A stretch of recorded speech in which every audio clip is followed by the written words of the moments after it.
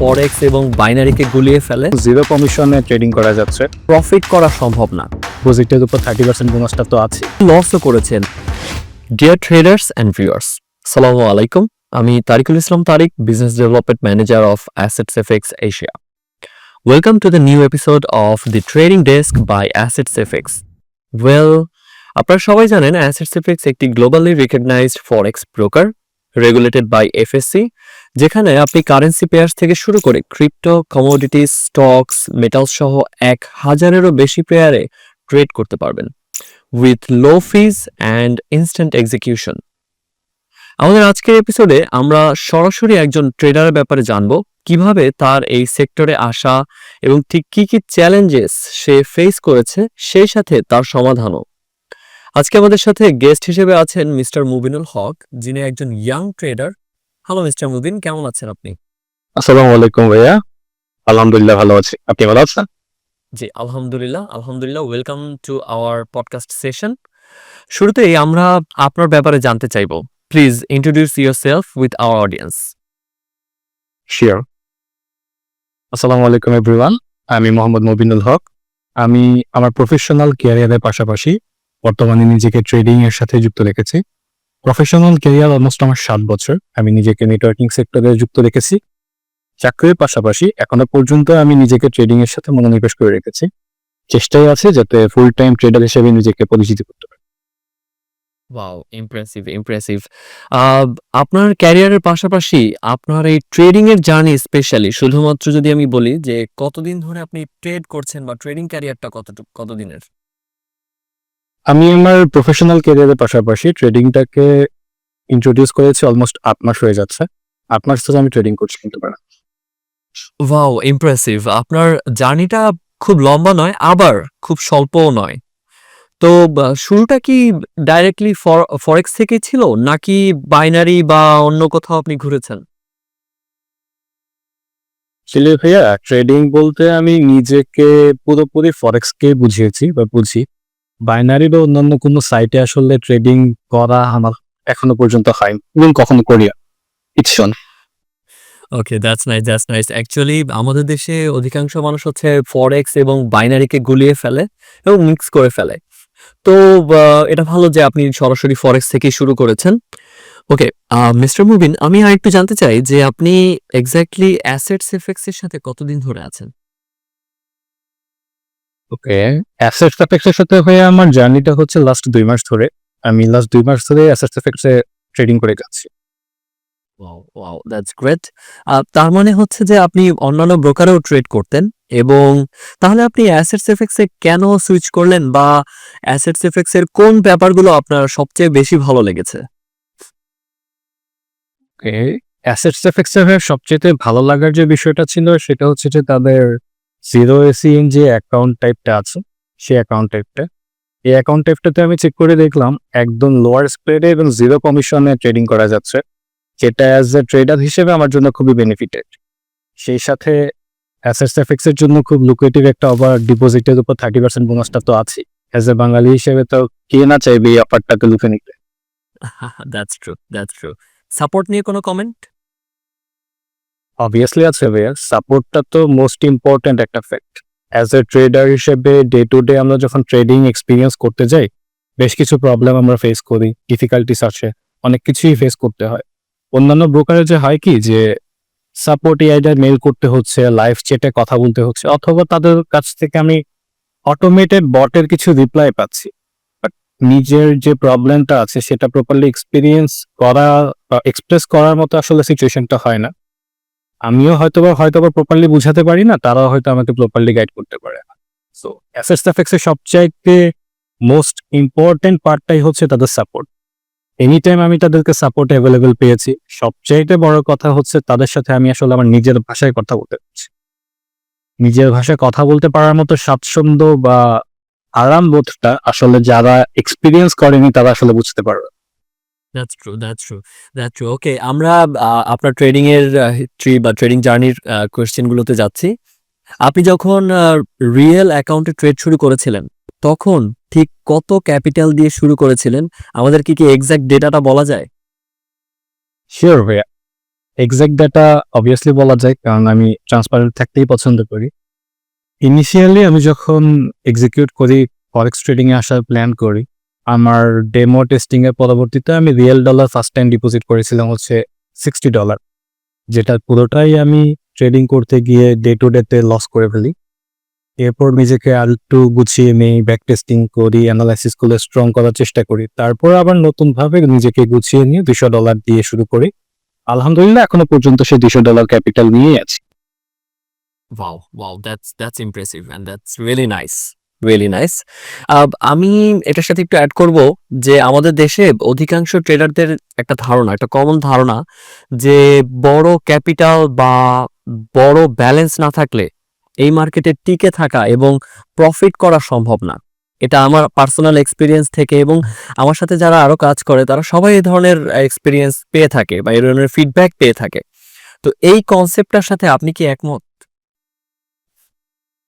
এই কনসেপ্টটা অ্যাকচুয়ালি ভাইয়া পার্শিয়ালি ট্রু, পার্শিয়ালি ফলস, কারণ বিষয়টা ডিপেন্ড করে যে ট্রেডিং করছে তার উপরে। আমি নিজে পার্সোনালি ট্রেডিংটাকে দেখি হচ্ছে অ্যাজ এ বিজনেস হিসেবে। এটা আপনার একটা বিজনেস। আপনি আপনার বিজনেসে কি পরিমাণ রিটার্ন অফ ইনভেস্টমেন্ট অ্যাচিভ করবেন বা গেইন করবেন, সেটা আপনাকে অবভিয়াসলি মাথায় রাখতে হবে আপনার ইনভেস্টমেন্টের উপরে। এখানে আপনি চাইলে হিউজ অ্যামাউন্ট চাইলেও ইনভেস্ট করতে পারেন, আপনি চাইলে আপনার মিনিমাম একটা অ্যামাউন্ট ইনভেস্ট করেও আপনি স্টার্ট করতে পারেন। তবে অবশ্যই একটা জিনিস মাথায় রাখতে হবে, আপনি যতটুকু ইনভেস্ট করেছেন আপনার রিটার্নটাও অতটুকুই এক্সপেক্ট করতে হবে। বাংলাদেশে এমন কোনো বিজনেস নাই যেখানে আসলে 10-15% বেশি আসলে ROI পাওয়া যায়। বাট ট্রেডিং এ কিন্তু এই জিনিসটা আরো বেশি পসিবল। বাট তাই বললে আমাদের এক্সপেকটেশনটা তো হিউজ রাখাটা পসিবল না। যেমন আমি আজকে ডিপোজিট করলাম, 2 দিনের মধ্যে একটা বিশাল প্রফিট করলাম, এই স্কোপটা আসলে এখানে নাই। সো এদিক থেকে আমি বলবো যে দুইটাই পসিবল। আপনি লোয়ার ব্যালেন্স নিয়েও আসতে পারবেন, আপনি হিউজ ক্যাপিটাল নিয়েও আসতে পারবেন।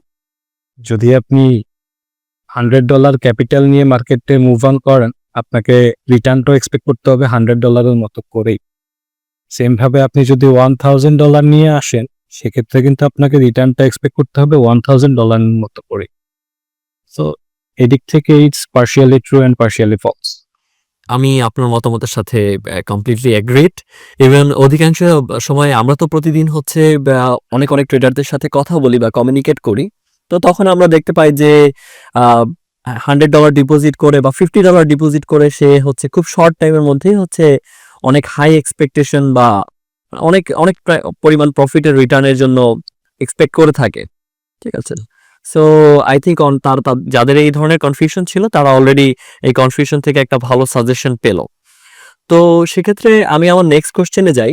আমার নেক্সট কোশ্চেনটা হচ্ছে যে আপনি কি ডে 1 থেকে যেদিন থেকে আপনি শুরু করেছিলেন সেদিন থেকেই কি প্রফিটেবল ছিলেন নাকি লসও করেছেন? আর সেই এক্সপেরিয়েন্সটা কেমন ছিল? অবশ্যই কখনো ভাইয়া ডে 1 থেকে আমি নিজেকে প্রফিটেবল রাখতে পারিনি, কারণ প্রিভিয়াসলি আমি বলে এসেছিলাম যে আমার ফার্স্ট ডিপোজিট $60 ছিল, সেটা পুরোটাই আমি লস করেছি।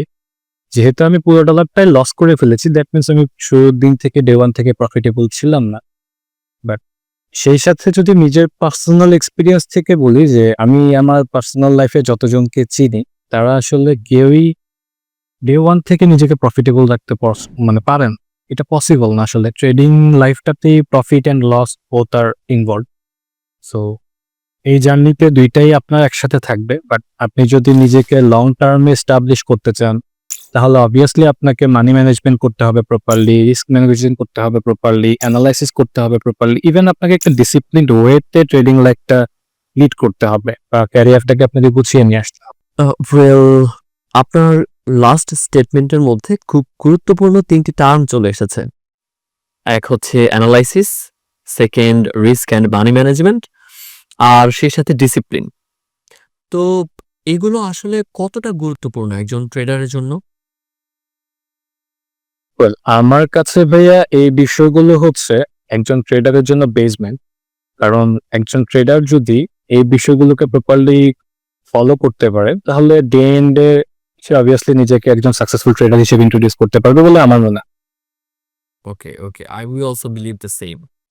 তো একজন বিগিনার হিসেবে এই ৩টা টার্ম কিভাবে অ্যাডপ্ট করতে পারে?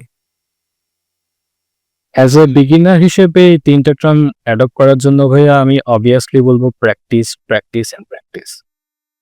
বিগিনার হিসেবে যখন আমরা প্র্যাকটিস করা স্টার্ট করব তখন অবভিয়াসলি ভাইয়া রিয়েল মানিতে প্র্যাকটিস করাটা কখনো ওয়াইজ ডিসিশন হবে না। অবভিয়াসলি সেখানে আমাকে ইউজ করতে হয়েছে ডেমো অ্যাকাউন্টকেই। ইভেন আমি নিজের ডেমো অ্যাকাউন্টেই প্র্যাকটিস করেছি। ওয়াও! ওকে। আচ্ছা, তাহলে আপনি আমাকে আরেকটু বলবেন যে এই ডেমো অ্যাকাউন্ট যেটা আমরা ব্যবহার করি বা আমরা সবাইকে রিকমেন্ড করি বিগিনার্সদেরকে, এই ডেমো অ্যাকাউন্টটা বিগিনারদের জন্য ঠিক কতটা ইফেক্টিভ এবং কিভাবে? হ্যাঁ, ইংরেজিতে একটা কথা আছে, practice makes a man perfect. Demo বিষয়টা অ্যাকচুয়ালি আমার কাছে এরকমই। আমরা প্রকারভেদে অনেক ধরনেরই ডেমো অ্যাকাউন্ট ওপেন করতে পারি, অনেক বিশাল ব্যালেন্সেরও ডেমো অ্যাকাউন্ট ওপেন করতে পারি। বাট অ্যাকচুয়ালি ওই লেভেলের বিশাল অ্যামাউন্টের ডেমো অ্যাকাউন্ট ওপেন করার চাইতে আমরা আসলে ইনিশিয়ালি যেই অ্যামাউন্টটুকু ইনভেস্ট করতে চাচ্ছি বা ইনিশিয়ালি যত ব্যালেন্স আমরা ডিপোজিট করার প্ল্যান করছি, সেই ব্যালেন্সের যদি একটা কাস্টম অ্যামাউন্টের ডেমো অ্যাকাউন্ট আমরা ওপেন করি, ইভেন ওই অ্যামাউন্টটার উপর বেস করে যদি আমরা আমাদের ব্যাক টেস্টিং করি, প্র্যাকটিসিংগুলো করি, তখন আসলে আমরা আমাদের নিজেদেরকে বিল্ড করতে পারবো এইভাবে যে আমার ব্যালেন্স কিন্তু রিয়েল অ্যামাউন্টও এটাই থাকবে।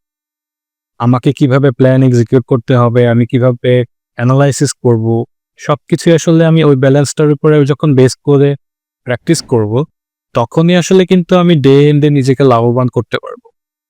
বড় অ্যামাউন্টের যদি কোনো ইয়াস বড় অ্যামাউন্টের যখন আমরা কোনো ডেমো অ্যাকাউন্ট ক্রিয়েট করব, তখন আসলে আমাদের মাথায় এটাই কাজ করতে থাকে, যেটা তো বিশাল অ্যামাউন্টের একটা ডেমো অ্যাকাউন্ট, লস করলেও আসলে তেমন কিছু হচ্ছে না, প্রফিট করলে তো আমার নাই এই বিষয়টা। So আসলে যে জিনিসগুলো আমি অ্যাডপ্ট করার জন্য ডেমো অ্যাকাউন্টে প্র্যাকটিস করছি, সেগুলো আসলে আলটিমেট এন্ড অফ দ্য ডেতে আমাদের অ্যাডপ্ট করা হয় না। সো এদিক থেকে আমি মনে করি যতটুকু আমাদের ইনিশিয়াল ইনভেস্টমেন্ট অ্যামাউন্ট আছে, প্ল্যান আছে, ওইটুক দিয়ে নিজেকে ডেমো অ্যাকাউন্টে প্র্যাকটিস করে করে নিজেকে আসলে আরেকটু স্কিল করে নেয়।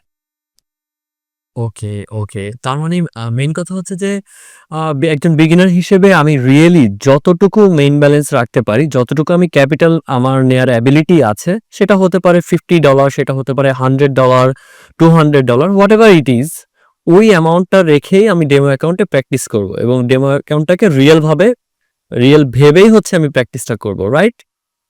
Exactly that. ওকে, ওকে, ঠিক আছে। Thank you so much. এই ইনফরমেশনটা খুবই ইফেক্টিভ ছিল এবং ডেমো অ্যাকাউন্ট যে আসলেই ইফেক্টিভ সেটা প্রুভেন হয়ে গেল। আমার নেক্সট টপিকটাতে আমি যদি যাই, নেক্সট টপিকটা হচ্ছে ট্রেডিং জার্নাল নিয়ে। ট্রেডিং জার্নালটা আসলে কতটা হেল্পফুল এবং কিভাবে, আর আপনি কি ট্রেডিং জার্নাল মেইনটেইন করেছেন নাকি বা করেন নাকি এখনো? হ্যাঁ, আপনি কি কখনো কোনো ব্যবসা দেখেছেন ক্যাশ বুক ছাড়া হতে? না, না, দ্যাটস নট পসিবল। ট্রেডিং বিষয়টাকেও আমি ব্যবসা হিসেবেই চিন্তা করি। সেই দিক থেকে একটা ব্যবসা যেমন ক্যাশ বুক ছাড়া হয় না, বা ক্যাশ বুক ছাড়া যেমন আমরা একটা ব্যবসাকে চিন্তাও করতে পারি না, এক্স্যাক্টলি সেম ভাবে জার্নাল ছাড়াও ট্রেডিংটাকে চিন্তা করাটা খুব ওয়াইজ ডিসিশন না। ফর দ্যাট রিজন আমি অ্যাকচুয়ালি নিজেও জার্নালটাকে মেনটেন করি, প্লাস হচ্ছে যে আমি যাদেরকেই সাজেশন দিই না কেন বলি জার্নালটা মেনটেন করার জন্য। কারণ এন্ড অফ দ্য ডেতে আপনি কোথায় ইনভেস্ট করছেন, কোথায় লস করছেন, কোথায় প্রফিট করছেন, এন্ট্রি কোথায় নিচ্ছেন, এই বিষয়গুলো যখন আপনি এন্ড অফ দ্য ডেতে জাস্টিফাই না করবেন, একটু রিভাইজ না করবেন, একটু অ্যানালাইসিস না করবেন, তখন আসলে আপনি আপনার নলেজটাকে স্প্রেড করতে পারছেন না।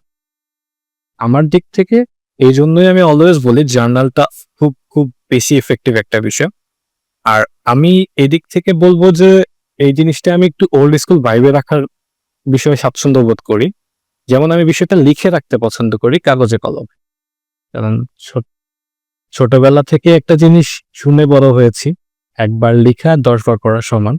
তো সেদিক থেকে আমি যখন একটা ট্রেডে এন্ট্রি মডেল, স্ট্র্যাটেজি, এসএল কোথায়, টিপি কোথায়, এন্ট্রি পয়েন্ট, সবকিছু যখন আমি কাগজে কলমে লিখে রাখছি, সেটা আমার মাথায় খুব ভালোভাবে সেট হয়ে যাচ্ছে।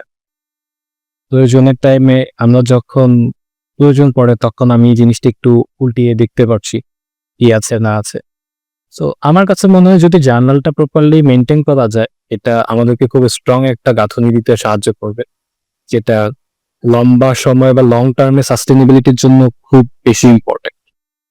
ওকে, ওকে। আমিও সেটাই মনে করি। ইভেন আমরা যখন হচ্ছে অ্যাসেটস এফেক্টস থেকে যখনই হচ্ছে কোনো ক্লায়েন্ট বা কোনো ট্রেডার তাদের যে স্টেটমেন্টগুলো পায় রেগুলার বা উইকলি বা মান্থলি, আমরা অলওয়েজ রিকমেন্ড করি যে আপনি এটা ব্যবহার করেন আপনার ট্রেডিং জার্নাল ক্রিয়েট করতে।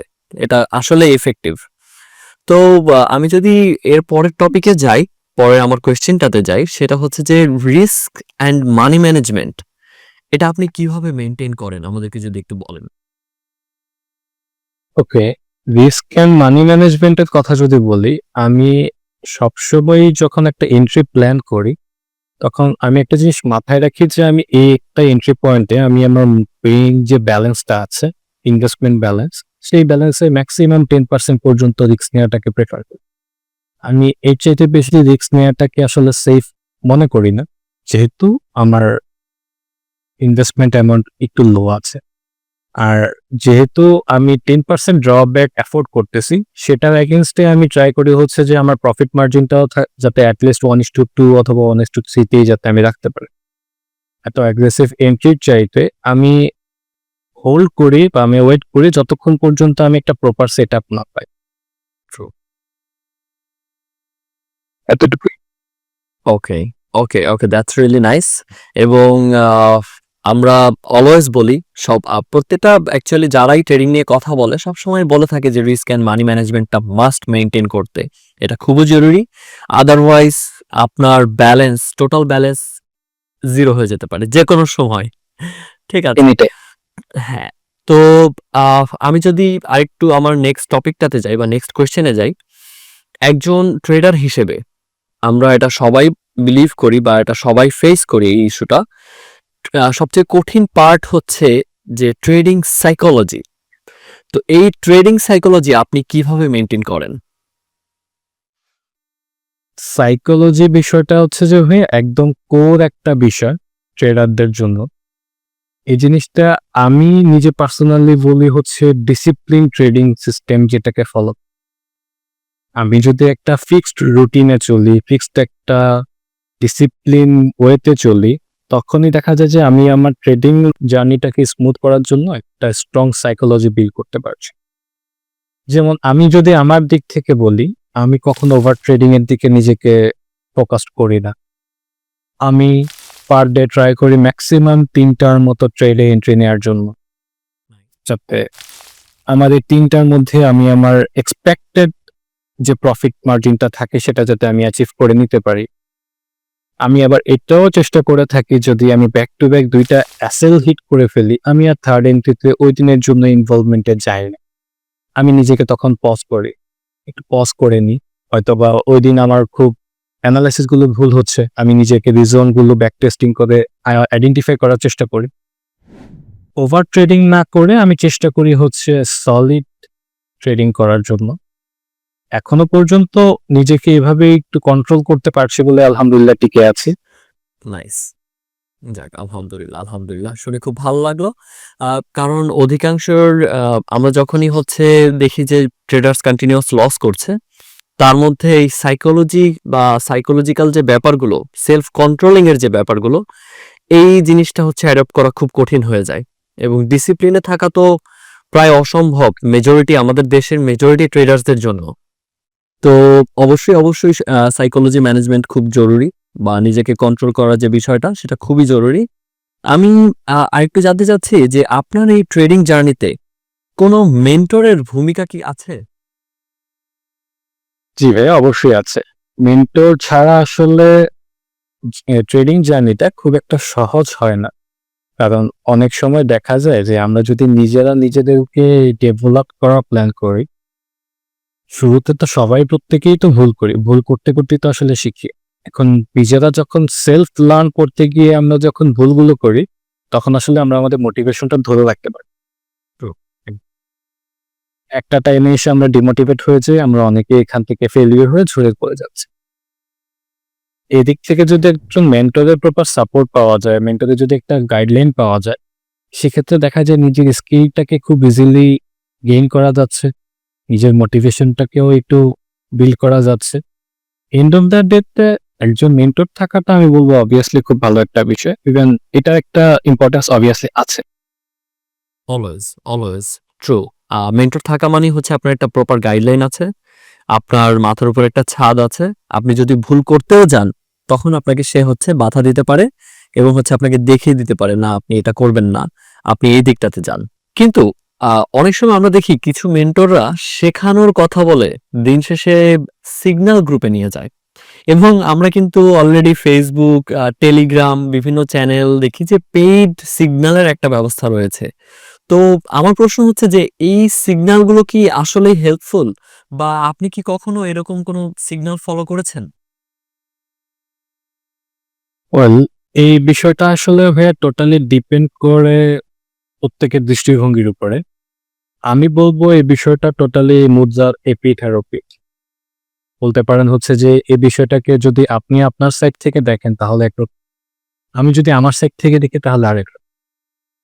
আপনি যদি শুরু থেকেই নিজেকে সিগন্যাল বা পেইড গ্রুপ অথবা ভিআইপি গ্রুপের উপর ডিপেন্ডেবল করে রাখেন, আপনি যদি ফুল ফেজ যে সিগন্যাল প্রোভাইড করতেছে তার উপর ডিপেন্ড করে আপনি আপনার ট্রেডিং ক্যারিয়ারটাকে বিল্ড করার প্ল্যান করে থাকেন, তাহলে তো আসলে ভাই ডেড এন্ডে আপনি একজনের উপর ডিপেন্ডেবল হয়ে থাকছেন। আপনি যে অলওয়েজ তার পেইড গ্রুপের সাথে কানেক্ট থাকতে পারবেন, ইভেন অলওয়েজ যে তার অ্যানালাইসিস রাইট হবে, সে কখনো রং হবে না, তাও এমন নয়। আবার এমনও হবে না যে এই বিষয়টাতে লম্বা সময় পর্যন্ত উনি আপনাকে সাপোর্ট প্রোভাইড করতে পারবে। সো এদিক থেকে আমি বলবো এটা যার যার দৃষ্টিভঙ্গির উপরে। এখন আপনি যদি একজন পেইড গ্রুপে কানেক্টেড হয়ে অথবা তার ভিআইপি গ্রুপে কানেক্টেড হয়ে তার সিগন্যাল বা তার ট্রেড মডেলটা একেবারে অ্যাজ ইট ইজ ফলো করে স্টার্ট করে দেন, তাহলে তো আপনি আপনার নিজের অ্যানালাইসিসটাকে এস্টাবলিশ করতে পারছেন, নিজের মতো করে অ্যানালাইসিস করছেন না, মার্কেটটাকে স্টাডি করছেন। তো যদি আপনি মার্কেট স্টাডি না করেন, অ্যানালাইসিস না করেন, ব্যাক টেস্টিং না করেন, তাহলে তো লং রানে এটা আপনার জন্য খুব অ্যালার্মিং হয়ে দাঁড়াবে।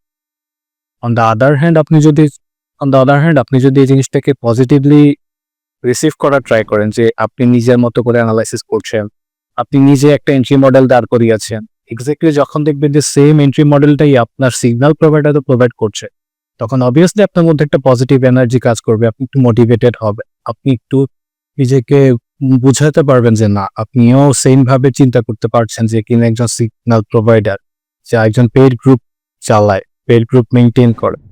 সো ডিপেন্ড করতেছে আপনি কিভাবে ভাবছেন, কিভাবে নিজেকে এই বিষয়টা থেকে অ্যাডপ্ট করছেন। সো ভিআইপি গ্রুপ বা সিগন্যাল গ্রুপগুলোতে ভালো মন্দ দুটোই আছে, তবে ফ্যাক্ট হচ্ছে আমি কিভাবে রিসিভ করছি বা আপনি কিভাবে রিসিভ করছেন তার উপর। ওকে, আই গট ইট। তার মানে হচ্ছে যে সিগন্যাল গ্রুপগুলো দেখেই বা সিগন্যাল দেখেই অন্ধের মতো ট্রেড নেওয়া যাবে না। কিন্তু আপনি যদি সিগন্যাল গ্রুপের সাথে নিজের অ্যানালাইসিসকে কম্পেয়ার করেন, তাহলে আই থিঙ্ক খুব বেটার একটা রেজাল্ট বা নিজেকে ডেভেলপ করার জন্য সিগন্যাল গ্রুপকে একটা কোম্পানি হিসেবে আপনি নিতে পারেন, রাইট? এমনটাই তো? একটা সাপোর্ট হিসেবে নেওয়া যায় obviously. True, I got it. Okay, I believe আমাদের অডিয়েন্সও হচ্ছে এটা ভালো মতো বুঝতে পেরেছে এবং তারাও হচ্ছে সিগন্যাল গ্রুপগুলোকে বা সিগন্যাল চ্যানেলগুলোকে এভাবে সাপোর্ট হিসেবে নেবে। আমরা অলমোস্ট আমাদের পডকাস্টের অলরেডি অনেক লং হয়ে গেছে যদিও। আমরা এবং প্রত্যেকটা টপিকই আমাদের ইনফরমেটিভ ছিল। আপনি খুব সুন্দর ইনফরমেশন দিয়েছেন। লাস্ট একটা কোয়েশ্চেন এবং লাস্ট আমার টপিক আজকের, সেটা হচ্ছে যে বাংলাদেশের প্রেক্ষাপট অনুযায়ী ফরেক্স ট্রেডিংকে ক্যারিয়ার হিসেবে কি নেওয়া যায়, এবং এই ব্যাপারে আপনার কি মতামত?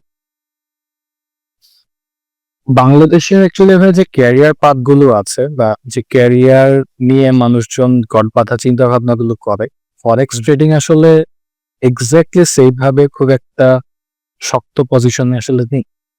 ইভেন আমরা ফরেক্স ট্রেডিংটাকে খুব পজিটিভলি যে একটা ক্যারিয়ার হিসেবে গ্রো করব, ওইভাবে আসলে আমরা একদম চাইল্ড এজ থেকে কিন্তু ডেভেলপ করছি না।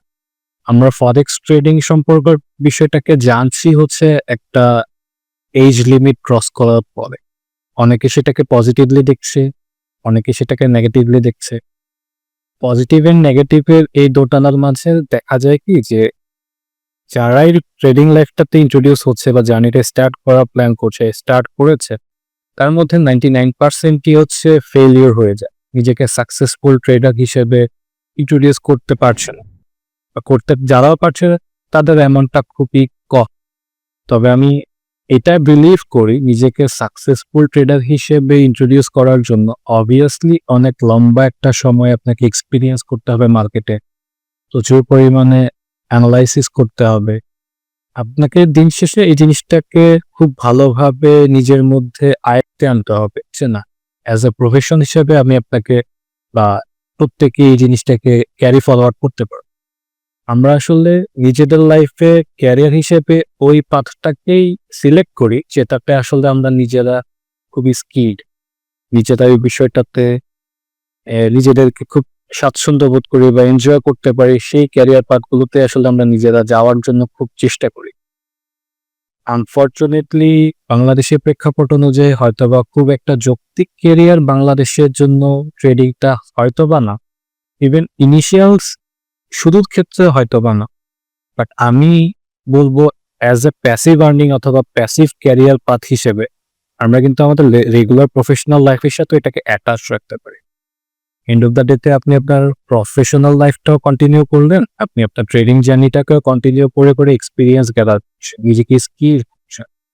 যখন আপনি certain amount of experience gather করে নিয়েছেন, নিজেকে স্কিল করে ফেলেছেন, নিজের মধ্যে যখন একটা কনফিডেন্স লেভেল বিল্ড হয়ে যাবে যে রাইট নাও আমি অন্যান্য প্রফেশন ছাড়াও এটাকে প্রফেশন হিসেবে নিলেও আমি আমার ড্রিমগুলো ফুলফিল করতে পারবো, এন্ড অফ দ্য ডেতে আমি আমার ডিজায়ারগুলো ফুলফিল করতে পারবো, সব রেসপন্সিবিলিটিস ফুলফিল করতে পারবো, তখনই আসলে এটাকে ফুল টাইম ক্যারিয়ার হিসেবে অ্যাপ্রোচ করা বা অ্যাডপ্ট করাটা আমি বলবো ওয়াইজ ডিসিশন হবে।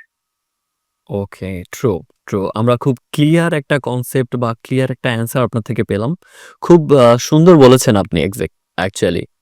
তো আমরাও অ্যাকচুয়ালি এমনটাই বিশ্বাস করি যে হ্যাঁ, একজন ট্রেডার হচ্ছে সে এটাকে ফুল টাইম তখনই নিক বা ক্যারিয়ার হিসেবে তখনই নিক যখন সে এনাফ কনফিডেন্ট এবং এক্সপেরিয়েন্সড যে হ্যাঁ, এই ট্রেডিংটা থেকে আমি তো আমার রেগুলার লাইফের যা নিডস এবং আমার ফিউচার্স, সেভিংস সবকিছু মেইনটেইন করতে পারছি। ওকে, আমরা আমাদের পডকাস্টের একদম শেষে। অ্যাসেটস এফেক্টসও হচ্ছে প্রতিটি ট্রেডারকে বেস্ট সাপোর্ট দেওয়ার জন্য তৈরি। আজকের মতো আমরা আমাদের এপিসোড এখানেই শেষ করছি, বাট দেখা হবে নতুন কোনো এপিসোডে, নতুন কোনো গেস্ট এবং নতুন কোনো অভিজ্ঞতা নিয়ে। সেই পর্যন্ত সবাই ভালো থাকুন, সুস্থ থাকুন। Happy trading.